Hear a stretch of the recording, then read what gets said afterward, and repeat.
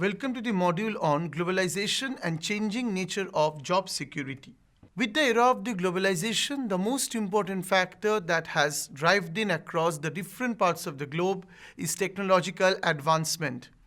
And any sort of technological advancement will make the mode of production to be more capital intensive, which will result to the displacement of the labor. So technological advances are permitting an increasing number of tasks which was traditionally performed manually, and thereby the man hours are being saved, which result to the term of automation. So such automation has been focused primarily on the routine task, which takes care of bookkeeping, the clerical work, the reporting. But however, with the advent of the big data, artificial intelligence models, technological gadgets and algorithms, and with the help of the computing power, which today is called as digital revolution, the non-routine tasks are likely to become more and more automated. So in terms of the integrated financial reporting, in terms of the political economic dynamics, which takes care of the political reporting and the campaigning, in most of the cases, big data had played a very important role in today's world. This takes care of the social media, takes care of the public choice models and the public interferences and preferences. So it has affected the labor market in many ways. Like for example, internet facilities have definitely bring in new efficient ways of matching the demand and the supply of labor. Because with the help of the internet or the digital intervention or the digital economy, it is seen that the demand for model or the demand for labor has come up in tune with the supply side, and thereby the wage determination takes place. It allows jobs to be debundled to one set of smaller tasks and created opportunities for workers around the world. Because that is what they are calling of division of labor. So with more and more division of labor, the labor markets today has become more and more fragmented. And because of this fragmentation, there has been dependence on the technology, which has resulted to enjoy the flexibility, benefits of freelancing, and to top up their incomes. So when we talk about the startups or the entrepreneurial classes in today's world, most of them are taking up a larger task, fragmented into smaller tasks, and making it delegated. So this trend has led to flourishing of a big demand, which generally converts on a platform economy, and that is how the IT model comes in. This also brings in the concept of some of the nations which are undergoing significant demographic changes. So one of the nations has been the G20 countries, which undergone significant demographic change, and this decline is expected in the share of working age population. Because we see that the younger population is on the rise, which has come up as a major issue in the G20 countries and which will swell up by 2050. So this brings to the notion that how these G20 economies are becoming a most important pivotal role or playing an important role in terms of the transformation in the labor market, and also brings a question of job security. But we are contrasting with the aging populations. So some of the economies, even China, is complaining about the aging population where the shortage of qualified labor are likely to arise as the dependency ratio will rise or the older age population will be on the rise. So such kind of an outcome is not prevalent in India or where the age of the population is lesser. So population aging is one of the most important factor significant to talk about the issue of job security, which is also coping with different forces of globalization. So what does it lead to? It leads to the important reallocation of labor and resources across the sectors, occupations, where demand is likely to change from the durable goods towards the services. Because here we talk about the health and other kind of intangible goods or the asset which are being created. This brings into the concept of how technology, finance, service, and product are all interlinked. So this is said to be a nexus where all the labor markets around the world are interlinked with each other so that they can have a positive employment effect. And at the same time, emerging economies are also complaining about the consequences. What are the consequences? The consequences of trade liberalization. Because with the trade liberalization, undoubtedly, there had been more openness, But on the other hand, the demographic structure or the wage inequality has been on the rise. So this has led to lagging employment opportunities from the growing labor force. Because whenever the labor force in any economy is expanding, then the three stages are observed. One is low skilled, medium skilled, and high skilled. So when we talk about the low skilled classes, they basically actually deprive or getting deprived for all the advantages of the economy in terms of health, education, or a decent standard of living. And thereby any incentive or motivation to upgrade their skills is lacking. When we talk about the medium skilled workers, we talk about the mediocrity, who are basically the victims of casualization and also contractualization of the labor force. So what's left behind is the high skilled workers who are basically absorbed in the high technology intensive sectors, and thereby they draw high levels of remuneration and wage, making the income to be more and more segregated, leading to class struggle and also leading to different sorts of income groups. Competition from other emerging economies. Because in the era of the globalization, all the emerging economies are contributing to the global demand or in the global trade. So thereby any country which faces a problem in terms of talent deficit or less amount of skilled labor, it actually falls short in the international competition. So indeed, one additional reason why emerging economies are experiencing is a premature deindustrialization. So this premature deindustrialization is a very, very important term that has been coined by the political economic policymakers, who says that deindustrialization means setting up of industries, but the industries which are set up are basically in tune with the technology upgradation, who are favoring the capital intensive mode of production, but they are at the premature stage. And as a result of that, exposure to international trade crops in. So more general concern expressed by the workers in all countries is that globalization is contributing to increase income inequality and poorer working conditions, which has been pointed out by many of the economic and the political critics, because they have said that globalization has basically resulted to all these issues.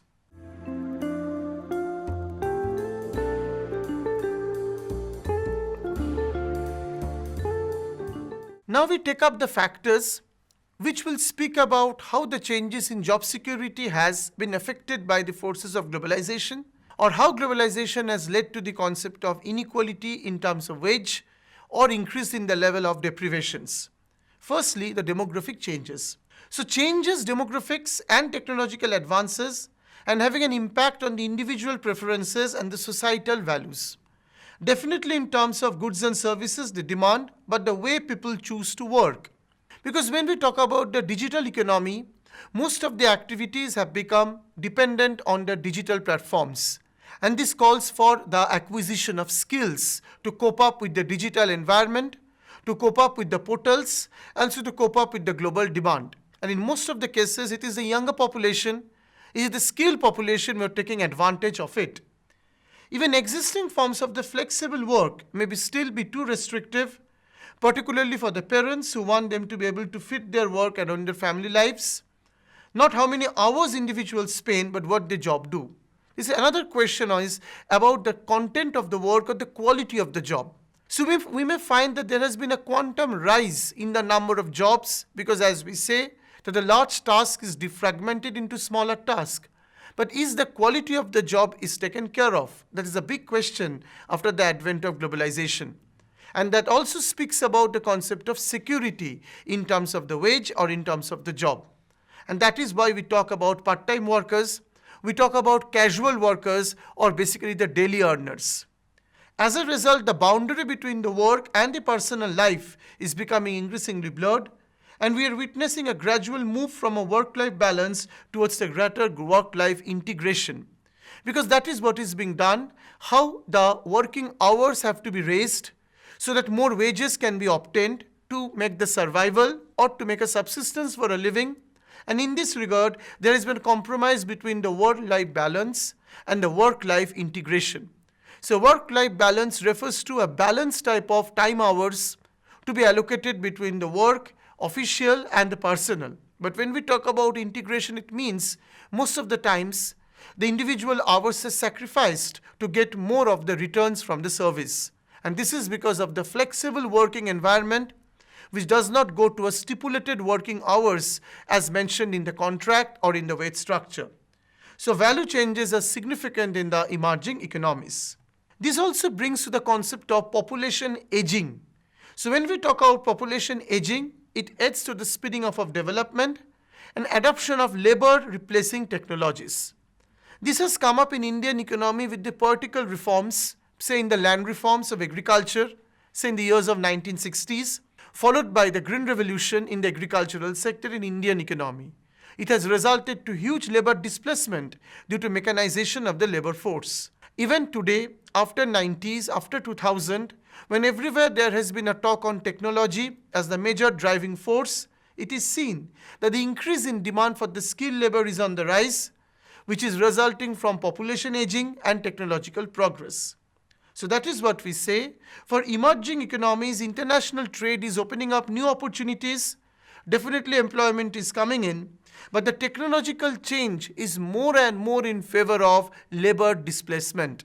And that is why there has been stress to reverse the back towards manufacturing. So every nation wants to come up with a manufacturing hub in the recent years because of reviving the employment potentials. Because most of the times it is seen that it is a jobless growth that comes up when we are looking after technology-driven economic growth, which is also substantiated by the political and the socio-economic factors. So what follows the key on the outcomes is that the impact on the quantity of jobs, quality of jobs, and inclusiveness. So when I talk about inclusiveness, it means that in engaging a larger segment of the population, which can talk of a better job security structure. So with this word of inclusiveness, we bring with the aspect of globalization. So it is seen that technological progress and demographic change may not have a major impact of employment. Overall, that there is a changing in the structure of occupations in the G20 countries, which will refer to a larger transition cost.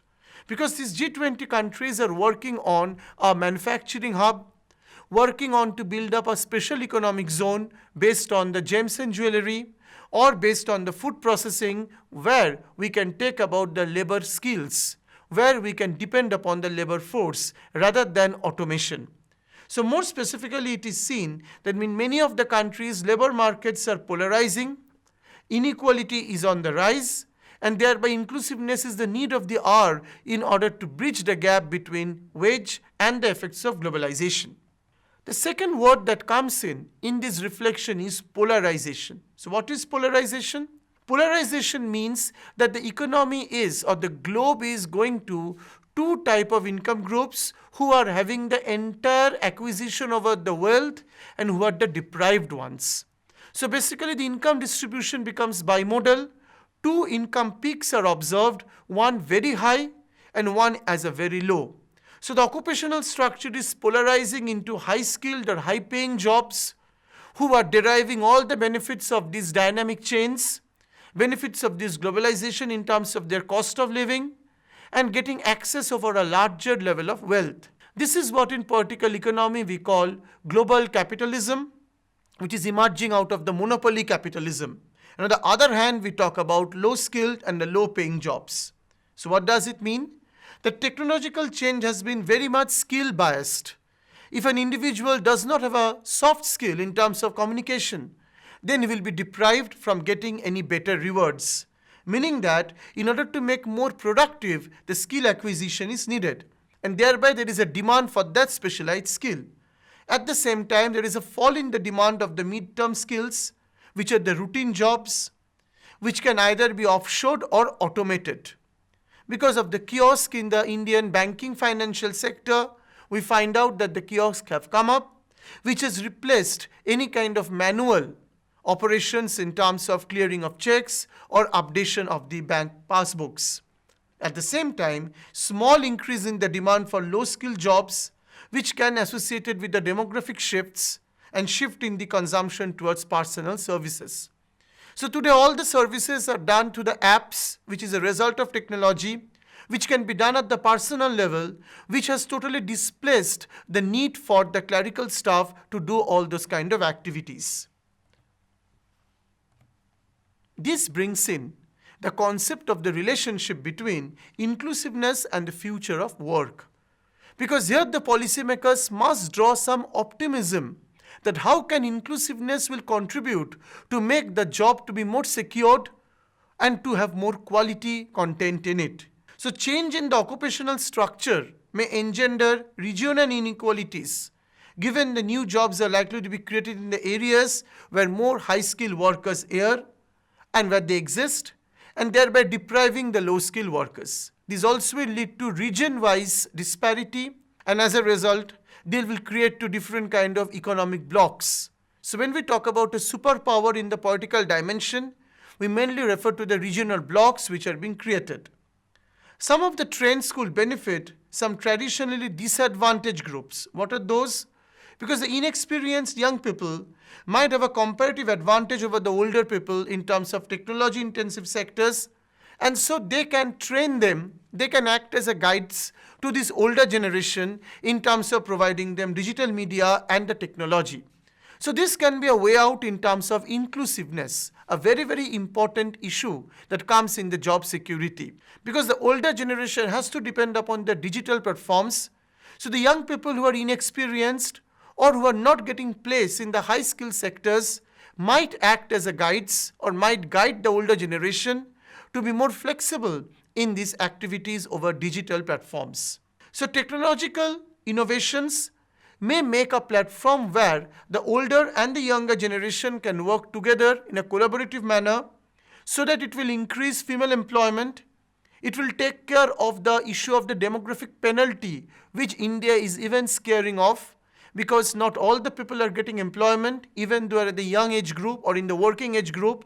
So they might be diverted to other alternative ways of unemployment or employment. So for them it is very much needed so that they can be directed to the gender gaps or to reduce them and to participate in the older generation mix. So technology can facilitate such kind of adjustments so that the employment of the workers, even who are with disabilities, even the older generations, even the female employment can come up. So this is one of the ways by which the inclusiveness can reorient the future of work.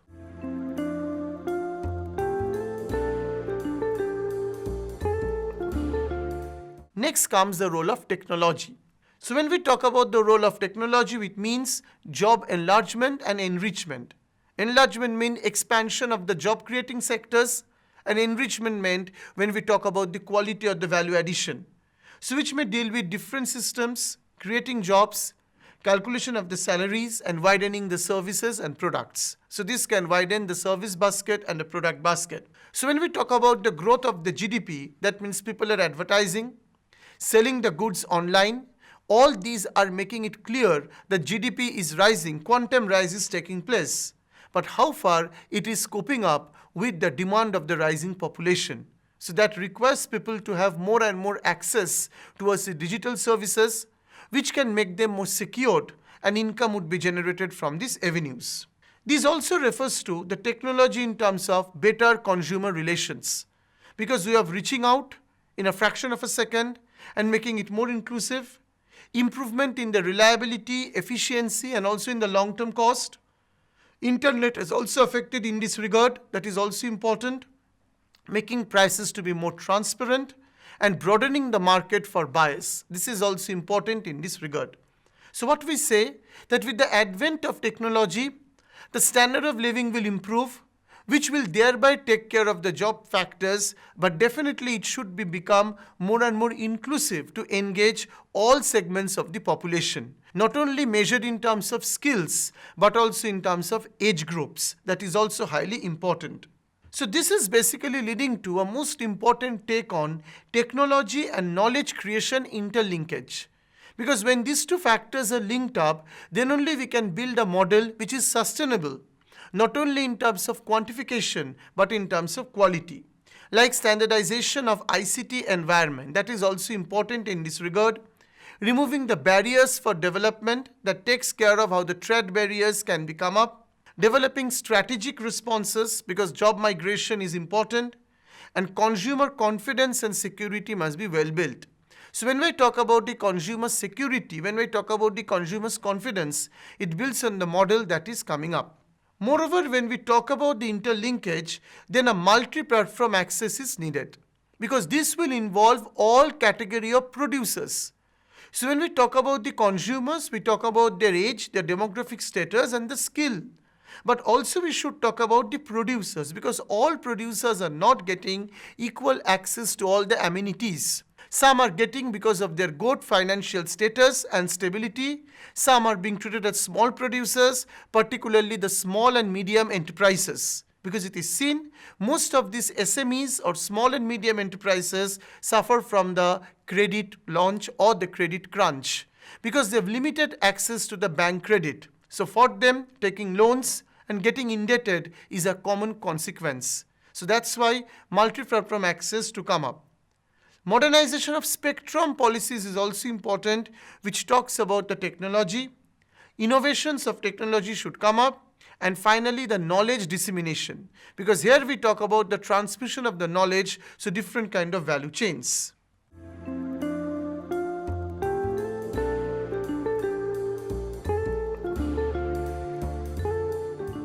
This brings in also the concept of, in a political economy, how technology and politics can address to these job issues.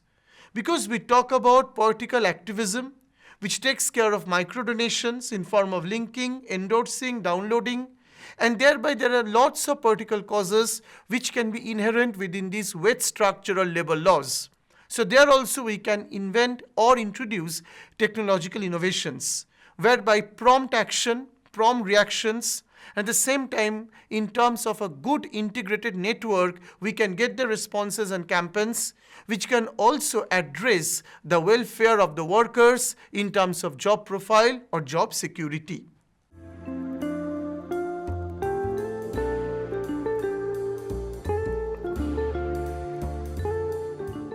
The problem comes in on the workers' rights.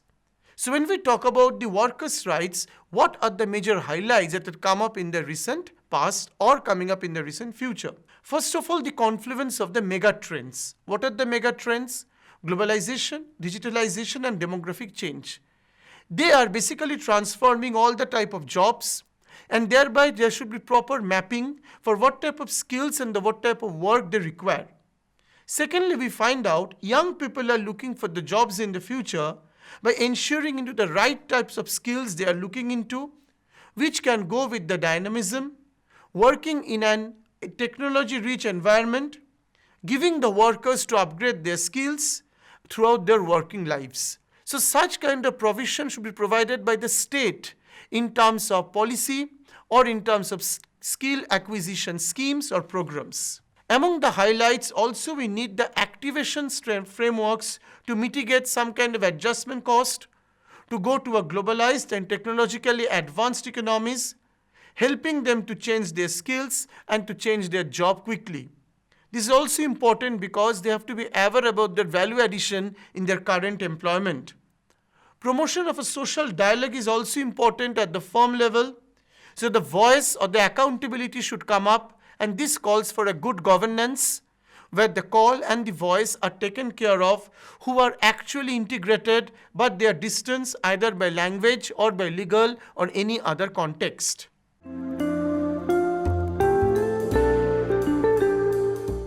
So in this particular module, the most important aspect which has come up is basically the backdrop of technological advances, which had made the economy to rely more on automation, more on outsourcing, displacing the labor. So it has been taken off a production which is on a capital intensive mode and making the growth to be more polarized to the high skilled platform, thereby depriving the low skilled and the medium skilled ones. Role of technology has come up, but there should be an era of quality of jobs and more stress on inclusiveness. Inclusiveness definitely will take care of the digital move, but it should be done on a proper platform where the knowledge and creation models are established. This will bring in a proper mix of technology and politics to go hand in hand. And this can come up with a better degree of cooperation across different age groups, where the inexperienced people can participate. At the same time, political campaigning can be done and some kind of activism frameworks can be built on. So this calls for some of the proper workers' rights which must be embedded in the labor laws, which can take care of proper job security, working environment, and normal working hours without any kind of disputes. Thus, labor laws needs to be redesigned so that it can cope up with the forces of globalization but with the concept of inclusiveness in it.